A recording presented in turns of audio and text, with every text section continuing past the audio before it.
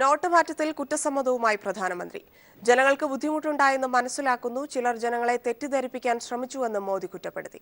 മൻ കി ബാത്തിലൂടെയാണ് മോദിയുടെ കുറ്റസമ്മതം. 50 ദിവസങ്ങൾക്കുള്ളിൽ പ്രതിസന്ധിക്ക് പരിഹാരമുണ്ടാകുമെന്നും മോദി പറഞ്ഞു. നവംബർ 8-ന് ടെലിവിഷനിലൂടെ രാജ്യത്തെ അഭിസംബോധന ചെയ്തുകൊണ്ട് നോട്ട് പിൻവലിക്കൽ വിവരം അറിയിച്ച പ്രധാനമന്ത്രി ഇപ്പോൾ പ്രതിവാര റേഡിയോ പരിപാടിയായ മൻ കി ബാത്തിലൂടെയാണ് കുറ്റസമ്മതം നടത്തിയിരിക്കുന്നത്. തീരുമാനം ജനങ്ങൾക്ക് ബുദ്ധിമുട്ടുണ്ടാക്കി, ഇത് തിരിച്ചറിയുന്നു. 50 ദിവസത്തിനുള്ളിൽ തന്നെ പ്രശ്നങ്ങൾക്ക് പരിഹാരമുണ്ടാകും.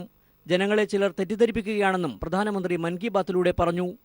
നോട്ട് പിൻവലിക്കലിലൂടെ ജനജീവിതം ദുരിതപൂർണമായ സാഹചര്യത്തിലാണ് 20 ദിവസത്തിന് ശേഷമുള്ള പ്രധാനമന്ത്രിയുടെ കുറ്റസമ്മതം. കള്ളപ്പണക്കാരെ തുരത്താൻ ലക്ഷ്യമിട്ടെടുത്ത തീരുമാനമായിരുന്നു നോട്ട് പിൻവലിക്കലെന്ന് നരേന്ദ്രമോദിയും BJPയും ആവർത്തിക്കുമ്പോഴും ബുദ്ധിമുട്ടിലായത് രാജ്യത്തെ സാധാരണക്കാരാണ്. പാർലമെന്റിനെ പോലും അഭിമുഖീകരിക്കാതെ റേഡിയോയിലൂടെ നടത്തിയ പ്രധാനമന്ത്രിയുടെ കുറ്റസമ്മതം പോലും ഭീരുത്വമായാണ് പ്രതിപക്ഷ പാർട്ടികൾ വിലയിരുത്തുന്നത്. News desk. നോട്ട് അസാധുവാക്കിയതിനെ തുടർന്നുള്ള പ്രതിസന്ധി പരിഹരിക്കണമെന്നാവശ്യപ്പെട്ട് ഇടത് പാർട്ടികൾ സംയുക്തമായി നാളെ രാജ്യവ്യാപക പ്രക്ഷോഭം സംഘടിപ്പിക്കും.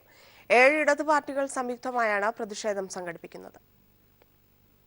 കൃത്യമായ ആസൂത്രണമില്ലാതെ കേന്ദ്ര സർക്കാർ നടപ്പാക്കിയ നോട്ട് പിൻവലിക്കൽ തീരുമാനത്തിലൂടെയുണ്ടായ നോട്ട് പ്രതിസന്ധിയിൽ പ്രതിഷേധിച്ചാണ് ഇടത് സഖ്യം സംയുക്തമായി രാജ്യവ്യാപക പ്രക്ഷോഭം നടത്തുന്നത്. CPIM, CPI, RSP, CPIML അടക്കം 7 ഇടത് പാർട്ടികൾ സംയുക്തമായാണ് നാളെ രാജ്യതലസ്ഥാനത്ത് പ്രതിഷേധ മാർച്ച് നടത്തുക. മണ്ഡി ഹൗസിൽ നിന്ന് ജന്തർ മന്ദർ വരെയാണ് പ്രതിഷേധ മാർച്ച്. പഴയ നോട്ടുകൾ പിൻവലിച്ചതിൽ നിന്ന് 10% മാത്രമേ പുതിയ നോട്ടുകൾ ലഭ്യമായിട്ടുള്ളൂ എന്നാണ് ബാങ്കുകൾ ഇപ്പോഴും വ്യക്തമാക്കുന്നത്. ഈ സാഹചര്യത്തിൽ പിൻവലിച്ച നോട്ടുകളുടെ മൂല്യത്തിൽ പുതിയ നോട്ടുകൾ ലഭ്യമാകുന്നതുവരെ ബദൽ സംവിധാനം നടപ്പാക്കണമെന്ന് ഇടത് സഖ്യം ആവശ്യപ്പെട്ടു. സഹകരണ മേഖലയോട് സർക്കാർ പുലർത്തുന്ന സമീപനത്തിനെതിരെയും പ്രതിഷേധിച്ചാണ് പ്രക്ഷോഭം. നോട്ട് പ്രതിസന്ധിയിൽ വിത്തിറക്കാൻ പോലുമാകാതെ കർഷകരുടെ ദുരിതം വർദ്ധിച്ചിരിക്കുകയാണ്. കാലിച്ചന്ത വിപണിയും പൂർണ്ണമായി നിലച്ചു. ഇതിൽ പ്രതിഷേധിച്ച് ഹരിയാനയിൽ ഇന്ന് കർഷകർ പ്രതിഷേധ ധർണ നടത്തും. കഴിഞ്ഞ ദിവസം ഓൾ ഇന്ത്യ കിസാൻ സഭയുടെ നേതൃത്വത്തിൽ 10,000-കണക്കിന് കർഷകർ ദില്ലിയിൽ പ്രതിഷേധം നടത്തിയിരുന്നു. News bureau, Delhi. കറൻസി പ്രതിസന്ധിക്ക് കാരണമായ കേന്ദ്ര സർക്കാർ നടപടികളിൽ പ്രതിഷേധിച്ച് LDF ഹർത്താൽ നാളെ. സംസ്ഥാന വ്യാപകമായി രാവിലെ 6 മുതൽ വൈകിട്ട് 6 വരെയാണ് ഹർത്താൽ. ഹർത്താലിന് മുന്നോടിയായി ഇന്ന് വൈകിട്ട് പ്രാദേശികാടിസ്ഥാനത്തിൽ പന്തം കൊളുത്തി പ്രകടനങ്ങൾ നടക്കും. ആശുപത്രി, പാൽ, പത്രം, വിവാഹം, ബാങ്ക് തുടങ്ങിയവയെ ഹർത്താലിൽ നിന്ന് ഒഴിവാക്കിയിട്ടുണ്ട്. ശബരിമല തീർത്ഥാടകരെയും ഹർത്താലിൽ നിന്ന് ഒഴിവാക്കി. ഹർത്താൽ വിജയിപ്പിക്കാൻ എല്ലാവരുടെയും സഹകരണം വേണമെന്ന് LDF കൺവീനർ വൈക്കം വിശ്വൻ അഭ്യർത്ഥിച്ചു. രാജ്യത്ത് കറൻസി പ്രതിസന്ധി സൃഷ്ടിച്ച കേന്ദ്ര സർക്കാർ നടപടികൾക്കെതിരായുള്ള ദേശീയ പ്രക്ഷോഭത്തിന്റെ ഭാഗമായാണ് LDF നാളെ സംസ്ഥാനത്ത് ഹർത്താൽ ആചരിക്കുന്നത്. രാവിലെ 6 മുതൽ വൈകിട്ട് 6 വരെയാണ് ഹർത്താൽ. സംസ്ഥാനത്തെ സഹകരണ മേഖലയ്ക്കെതിരായ കേന്ദ്ര സർക്കാർ നീക്കത്തിലും പ്രധാനമന്ത്രിയെ കാണാൻ സർവകക്ഷി സംഘത്തിന് അനുമതി നിഷേധിച്ചതിലും പ്രതിഷേധിച്ചുകൂടിയാണ് ഹർത്താൽ. ബാങ്ക്, ആശുപത്രി, പാൽ, പത്രം, വിവാഹം തുടങ്ങിയവയെ ഹർത്താലിൽ നിന്ന് ഒഴിവാക്കിയിട്ടുണ്ട്. ഹർത്താലിനോടനുബന്ധിച്ച് പ്രാദേശിക കേന്ദ്രങ്ങളിൽ പ്രതിഷേധ പ്രകടനങ്ങളും നടക്കും.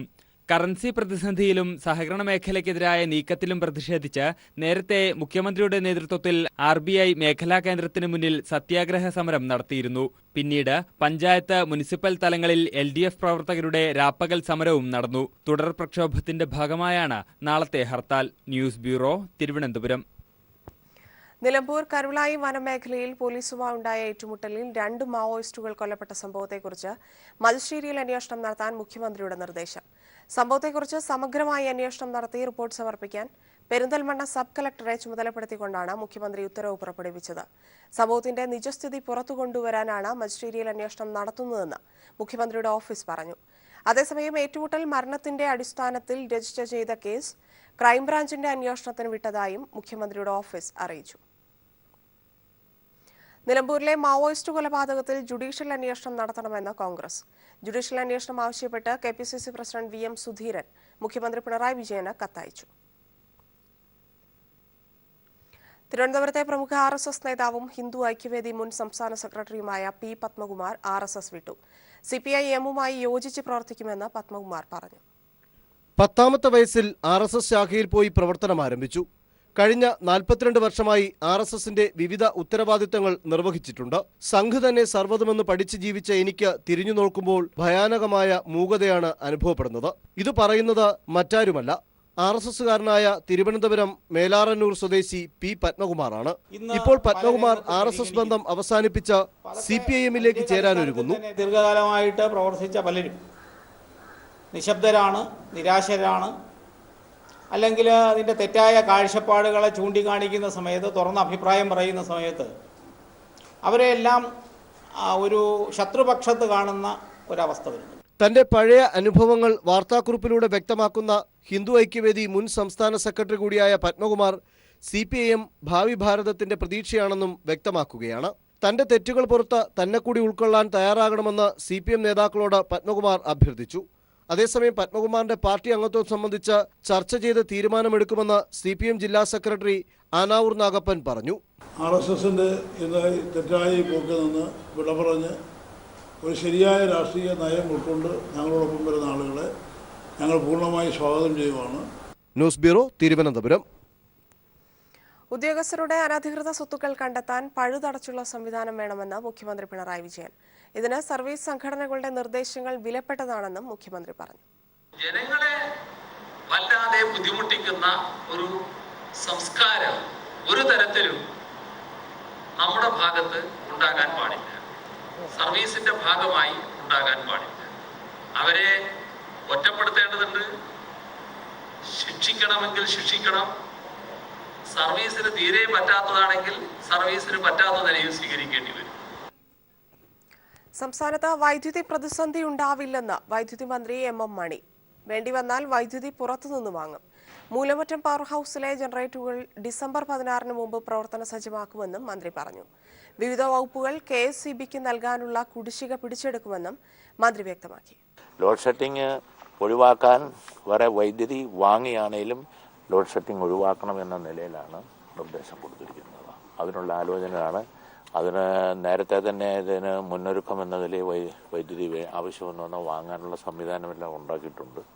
അത് ഉപയോഗിക്കണം. ഞാൻ CMOയായിട്ട് മുഖ്യമന്ത്രിയായി സംസാരിച്ചു. എന്നോട് ബോർഡിൻ്റെ ഉത്തരവാദികൾ എന്നെ വിളിച്ച് സംസാരിച്ചു. അതനുസരിച്ച് CMOയായി സംസാരിച്ചപ്പോൾ ലോഡ് ഷെഡിങ് ഒഴിവാക്കുക, ഇത് എത്രയും വേഗം മെയിൻ്റെനൻസ് ചെയ്ത് ഇതിൻ്റെ ജോലി പൂർത്തിയാക്കുക, 16-ാം തീയതിയോടുകൂടി ഇതിൻ്റെ പ്രവർത്തനത്തിന് പരിഹാരം ഉണ്ടാക്കാൻ കഴിയുമെന്നാണ്, ഒരു പുനർക്രമീകരണം ഉണ്ടാക്കാൻ കഴിയുമെന്നാണ് ബോർഡിൻ്റെ ആളുകൾ, ഉദ്യോഗസ്ഥന്മാർ, ഇതിൻ്റെ ഉത്തരവാദികളെല്ലാം ചിന്തിക്കുന്നതാണ്. ഒഡീഷയിലെ പുരിയിൽ ചേരുന്ന CITU 15ാമത് അഖിലേന്ത്യാ സമ്മേളനത്തിൽ പ്രവർത്തന റിപ്പോർട്ടിന്മേലുള്ള ചർച്ച പുരോഗമിക്കുന്നു. കേരളത്തിൽ നിന്നും 5 പ്രതിനിധികളാണ് ചർച്ചയിൽ പങ്കെടുക്കുന്നത്. നോട്ട് പ്രതിസന്ധിക്കെതിരെ നാളെ ഇടതു പാർട്ടികളുടെ നേതൃത്വത്തിൽ നടക്കുന്ന രാജ്യവ്യാപക പ്രതിഷേധത്തിൽ മുഴുവൻ തൊഴിലാളികളും അണിചേരണമെന്ന് സമ്മേളനം ആഹ്വാനം ചെയ്തു. 2013 കണ്ണൂരിൽ ചേർന്ന 14ാം സമ്മേളനത്തിന് ശേഷമുള്ള 3 വർഷത്തെ പ്രവർത്തനങ്ങളും ദേശീയ സാഹചര്യങ്ങളും വിശദീകരിക്കുന്ന ജനറൽ സെക്രട്ടറിയുടെ റിപ്പോർട്ടാണ് പ്രതിനിധികൾ ചർച്ചയ്ക്ക് വിധേയമാക്കിയത്. വിവിധ സംസ്ഥാനങ്ങളിൽ നിന്നും ദേശീയ ഫെഡറേഷനുകളുടെയും പ്രതിനിധികൾ ചർച്ചയിൽ പങ്കെടുത്തു. N പത്മലോചൻ, VC Karthiyayani, MV Jayarajan, V Sivankutty, CS Sujatha എന്നിവരാണ് പ്രവർത്തന റിപ്പോർട്ടിന്മേലുള്ള ചർച്ചയിൽ കേരളത്തെ പ്രതിനിധീകരിച്ചത്. പുത്തൻ സാമ്പത്തിക നയങ്ങൾക്ക് ബദലായി സംസ്ഥാനത്ത് LDF സർക്കാർ സ്വീകരിക്കുന്ന നയങ്ങൾ ചർച്ചയിൽ ചൂണ്ടിക്കാട്ടിയപ്പോൾ സമ്മേളന പ്രതിനിധികൾ ആവേശത്തോടെയാണ് സ്വീകരിച്ചതെന്ന് CITU സംസ്ഥാന ജനറൽ സെക്രട്ടറി എളമരം കരീം പറഞ്ഞു. ഇടതുപക്ഷ ജനാധിപത്യ മുന്നണിയുടെ ഗവൺമെന്റ് ഉദാരവൽക്കരണ നയങ്ങൾക്ക് ബദലായി എങ്ങനെയാണ് ജനപക്ഷ ബദൽ ഉയർത്തുന്നത് എന്ന് ഈ സമ്മേളനത്തിൽ അവതരിപ്പിക്കേണ്ടായി. ഇത് പ്രതിനിധികളിലാകെ ആവേശമുണ്ടാക്കിയ ഒരു സംഗതിയാണ്.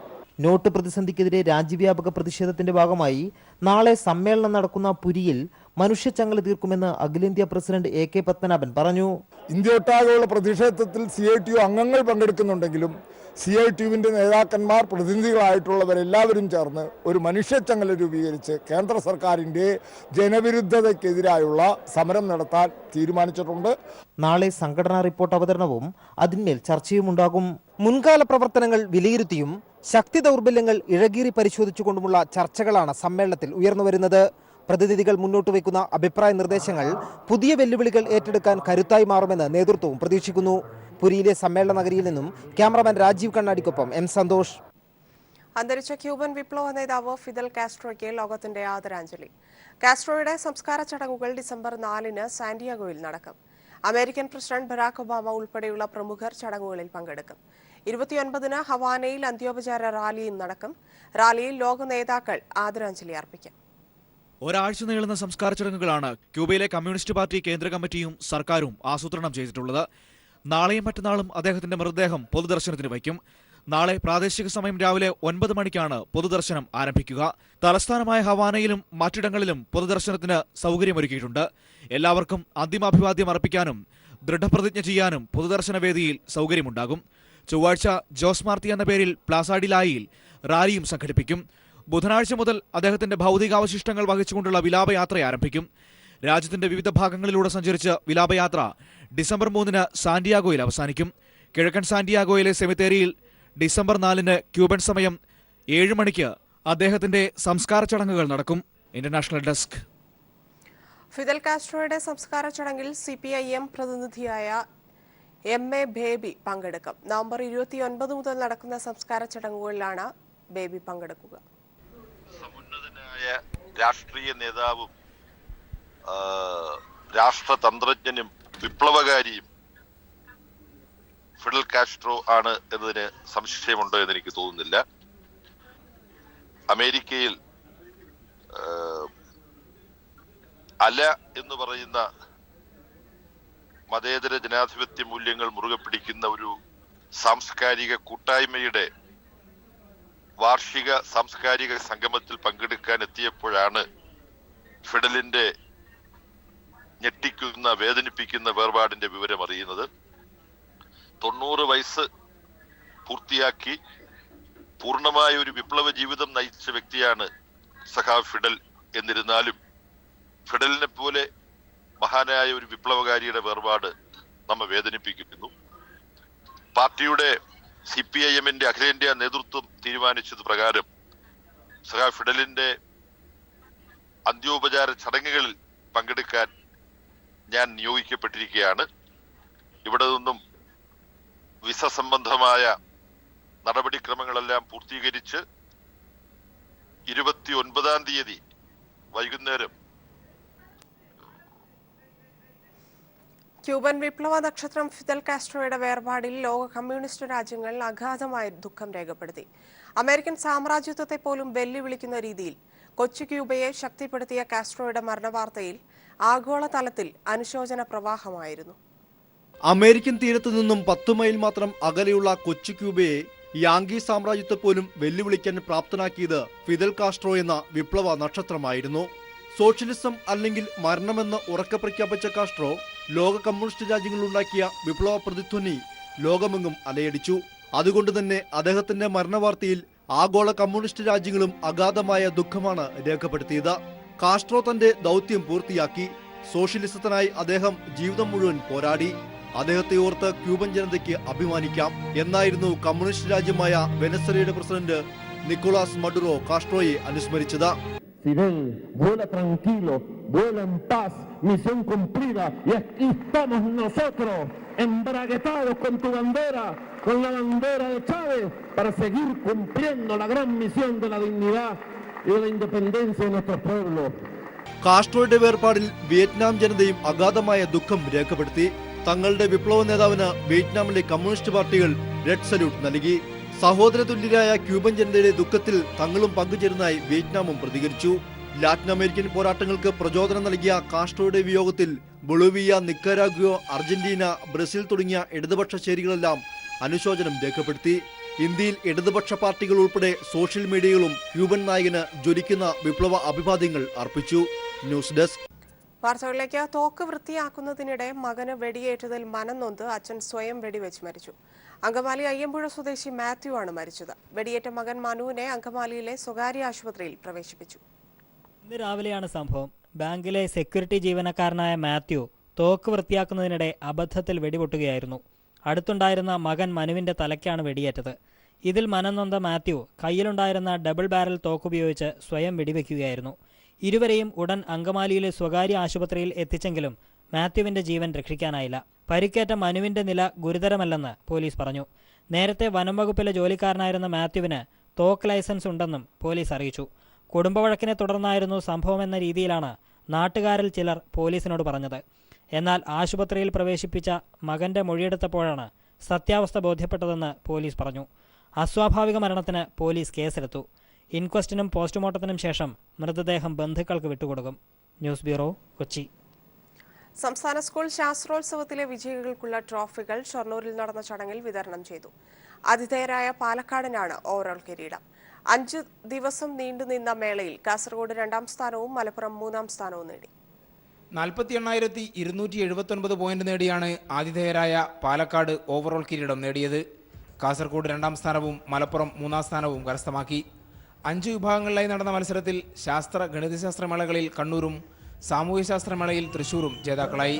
പ്രവൃത്തി പരിചയമേളയിൽ പാലക്കാടിനും IT മേളയിൽ മലപ്പുറത്തിനുമാണ് കിരീടം.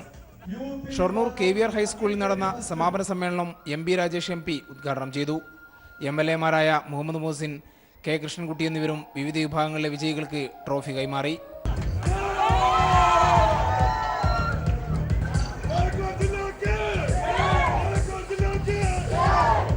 ശാസ്ത്രോത്സവത്തിന്റെ സ്വർണ്ണക്കപ്പ് രൂപകൽപ്പന പൂർത്തിയായെന്നും അടുത്ത വർഷം മുതൽ നൽകാനാവുമെന്നും DPI KV മോഹൻകുമാർ അറിയിച്ചു. പ്രശസ്ത ശില്പി കാനായി കുഞ്ഞിരാമൻ രൂപകൽപ്പന ചെയ്തൊരു ശില്പം തയ്യാറായി കഴിഞ്ഞു. ഗവൺമെൻറ് അനുമതി ലഭിക്കുകയാണെങ്കിൽ നമുക്ക് അടുത്ത വർഷം തീർച്ചയായിട്ടും മേളയിൽ സ്വർണ്ണക്കപ്പ് കൊടുക്കാൻ കഴിയുമെന്നാണ് പ്രതീക്ഷിക്കുന്നത്. News bureau, Palakkad. വാർത്തകളിലേക്ക്. പഞ്ചാബിൽ ജയിൽ ആക്രമിച്ച് ഖാലിസ്ഥാൻ നേതാവ് അടക്കമുള്ള 5 ഭീകരരെ ആയുധ സംഘം രക്ഷപ്പെടുത്തി. അതീവ സുരക്ഷയുള്ള നാഭ സെൻട്രൽ ജയിലിൽ വെടിവെപ്പ് നടത്തിയാണ് തടവുകാരെ രക്ഷപ്പെടുത്തിയത്. ഭീകരർക്ക് വേണ്ടിയുള്ള തെരച്ചിൽ പുരോഗമിക്കുകയാണ്. പഞ്ചാബിൽ അതീവ ജാഗ്രതാ നിർദ്ദേശം പുറപ്പെടുവിച്ചു. നിയമസഭാ തെരഞ്ഞെടുപ്പ് അടുത്തിരിക്കെ അകാലിദൾ BJP സർക്കാരിനെ പ്രതിരോധത്തിലാക്കിയിരിക്കുകയാണ് ജയിൽ ആക്രമണം. ഇന്ന് രാവിലെ 9:30ഓടെയാണ് അതീവ സുരക്ഷയുള്ള പഞ്ചാബിലെ നാഭ സെൻട്രൽ ജയിൽ കടന്ന് ആയുധധാരികൾ ഖാലിസ്ഥാൻ ഭീകരവാദികളെ രക്ഷപ്പെടുത്തിയത്. 2 കാറുകളിലായി ജയിൽ കവാടത്തിലെത്തിയ ആയുധധാരികളായ സംഘം സുരക്ഷാ ജീവനക്കാർക്ക് നേരെ വെടിയുതിർത്തു.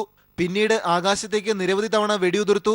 ഇതിനിടയിൽ Khalistan liberation force chief Harminder Singh Minto അടക്കം 5 ഭീകരരെയും രക്ഷപ്പെടുത്തി കാറിൽ കൊണ്ടുപോവുകയായിരുന്നു എന്നാണ് ജയിൽ അധികൃതരുടെ വിശദീകരണം. എന്നാൽ ഏറ്റുമുട്ടലിൽ 2 പോലീസുകാർക്ക് മാത്രം പരിക്കേറ്റതായുള്ള റിപ്പോർട്ട് സംശയം ബലപ്പെടുത്തുന്നതായി പ്രതിപക്ഷം ആരോപിച്ചു. 2010 ലുധിയാന എയർഫോഴ്സ് സ്റ്റേഷൻ ആക്രമണമടക്കം നിരവധി ഭീകരാക്രമണ കേസുകളിലെ പ്രതിയാണ് ഹർമീന്ദർ സിംഗ് മിന്റോ. സംഭവത്തിൽ പഞ്ചാബ് DGP ഉപമുഖ്യമന്ത്രി സുഖ്ബീർ സിംഗ് ബാദലിന് വിശദീകരണം നൽകി. ഭീകരർ രക്ഷപ്പെട്ട സാഹചര്യത്തിൽ പഞ്ചാബിൽ നിരോധനാജ്ഞ പ്രഖ്യാപിച്ചു. സമീപ സംസ്ഥാനങ്ങളായ ഹരിയാനയും ഹിമാചൽ പ്രദേശും കേന്ദ്രീകരിച്ചും തിരച്ചിൽ പുരോഗമിക്കുകയാണ്. നിയമസഭാ തെരഞ്ഞെടുപ്പ് അടുത്തിരിക്കെ അകാലിദൾ BJP സർക്കാരിന് വലിയ തിരിച്ചടിയായിരിക്കുകയാണ് നാഭ ജയിൽ ആക്രമണം. News bureau, Dilli. പാലക്കാട് വാളയാറിൽ ട്രെയിൻ ഇടിച്ച് കാട്ടാന ചരിഞ്ഞു. കൊമ്പനാനയാണ് ചരിഞ്ഞത്. പാലക്കാട് തിരുച്ചിറപ്പള്ളി പാസഞ്ചർ ട്രെയിൻ ഇടിച്ചാണ് കാട്ടാന ചരിഞ്ഞത്. രാവിലെ 7:30യോടാണ് ആറ്റുപതിയിൽ അപകടമുണ്ടായത്. കാട്ടാന ശല്യം അനുഭവപ്പെടുന്ന ഈ മേഖലയിൽ മുൻപും ഇത്തരം അപകടങ്ങൾ ഉണ്ടായിട്ടുണ്ട്. വനം വകുപ്പ് ഉദ്യോഗസ്ഥർ സ്ഥലത്തെത്തി ആനയുടെ ജഡം റെയിൽവേ ട്രാക്കിൽ നിന്ന് മാറ്റി. ഗേറ്റ്വേ ബ്യൂമൺസ് ഹെയർ ഫിക്സിംഗിന്റെ പുതിയ സെന്ററുകൾ തിരുവനന്തപുരത്തും കൊല്ലത്തും പ്രവർത്തനം ആരംഭിച്ചു. അത്യാധുനിക സംവിധാനങ്ങൾ ഒരുക്കി സജ്ജമാക്കിയ ഹെയർ ഫിക്സിംഗ് സെന്ററിന്റെ ഉദ്ഘാടനം ചലച്ചിത്ര താരങ്ങളായ രമ്യ നമ്പീശൻ, അജാസ് കൊല്ലം എന്നിവർ ചേർന്ന് നിർവഹിച്ചു. ഹെയർ ഫിക്സിംഗ് സേവന രംഗത്ത് 22 വർഷമായി പ്രവർത്തിച്ചു വരുന്ന ഗേറ്റ്വേ ഹ്യൂമൻസ് തിരുവനന്തപുരത്ത് കേശവദാസപുരത്തും കൊല്ലത്ത് പോളയത്തോടുമാണ് പ്രവർത്തനം ആരംഭിച്ചത്. ഹെയർ ഫിക്സിംഗിന് പുറമെ പുരുഷന്മാർക്കും സ്ത്രീകൾക്കും ഹെയർ സ്റ്റൈലിംഗിനുള്ള സൗകര്യവും നവീകരിച്ച സെന്ററിൽ ഉണ്ടെന്ന് gateway humans hair fixing managing director doctor Xavier പറഞ്ഞു. നിലമ്പൂർ സംഭവത്തിന്റെ പശ്ചാത്തലത്തിൽ ശബരിമലയുടെ സുരക്ഷ ശക്തമാക്കി. ശബരിമലയുടെ സുരക്ഷാ ചുമതലയുള്ള ADGP നിതിൻ അഗർവാൾ സുരക്ഷാ ഉദ്യോഗസ്ഥരുടെ യോഗം വിളിച്ചു ചേർത്തു. ശബരിമലയ്ക്ക് കർശന സുരക്ഷ നൽകണമെന്ന് ആഭ്യന്തര വകുപ്പ് നിർദ്ദേശം നൽകി. നിലമ്പൂർ സംഭവത്തിന്റെ പശ്ചാത്തലത്തിലാണ് ശബരിമലയിൽ സുരക്ഷ ശക്തമാക്കിയത്. പഴുതടച്ച സുരക്ഷയായിരിക്കണം ശബരിമലയ്ക്ക് നൽകേണ്ടതെന്ന് സംസ്ഥാന ആഭ്യന്തര വകുപ്പ് പോലീസിന് കർശന നിർദ്ദേശം നൽകിയിരുന്നു. അതിന്റെ അടിസ്ഥാനത്തിൽ ADGP Nitin Agarwal, Ernakulam range IG Sreejith എന്നിവരുടെ നേതൃത്വത്തിൽ സന്നിധാനത്ത് വിവിധ സുരക്ഷാ ഉദ്യോഗസ്ഥരുടെ യോഗം ചേർന്നിരുന്നു. അതിനുശേഷം സന്നിധാനത്തെയും പരിസരത്തെയും സുരക്ഷ വിലയിരുത്തുകയും ചെയ്തു. ശബരിമലയിലെ സുരക്ഷ ശക്തമാണെന്ന് ADGP നിതിൻ അഗർവാൾ പ്രതികരിച്ചു. There is no issue. Nilambur has no effect here. The security is already tight, so there is nothing to worry about. കേന്ദ്ര ഇന്റലിജൻസിന്റെ നിർദ്ദേശപ്രകാരം കേന്ദ്രസേനയും സുരക്ഷ ശക്തമാക്കിയിട്ടുണ്ട്. ഇത് പ്രത്യേകമായിട്ട് കേന്ദ്ര രഹസ്യാന്വേഷണ വിഭാഗങ്ങൾ തന്നിട്ടുള്ള മുന്നറിയിപ്പുകൾ പരിഗണിച്ചുകൊണ്ട് ഇതിനെ കൂടുതലായിട്ട് ഈ ഫോഴ്സിന്റെ സംഖ്യ വർദ്ധിപ്പിക്കാൻ തീരുമാനിച്ചിട്ടുണ്ട്. സുരക്ഷ വർദ്ധിപ്പിക്കുന്നതിന്റെ ഭാഗമായി ഇപ്പോഴത്തെ CCTV ക്യാമറകൾക്ക് പുറമെ പുതിയ CCTV ക്യാമറകളും സന്നിധാനത്തും മറ്റ് പലയിടങ്ങളിലുമായും സ്ഥാപിക്കുന്നുണ്ട്. നിലമ്പൂരിൽ മാവോയിസ്റ്റുകളുമായുണ്ടായ ഏറ്റുമുട്ടലിന്റെ പശ്ചാത്തലത്തിലും ശബരിമലയിൽ ദിനംപ്രതി തിരക്ക് കൂടി വരുന്നതിനാലും കനത്ത സുരക്ഷ നൽകണമെന്നാണ് പോലീസിന് ആഭ്യന്തര വകുപ്പ് നിർദ്ദേശം നൽകിയിരിക്കുന്നത്. സന്നിധാനത്ത് നിന്നും ക്യാമറമാൻ വിനേഷ് നേതാജിക്കൊപ്പം ബിജേഷ് നടുവിൽ.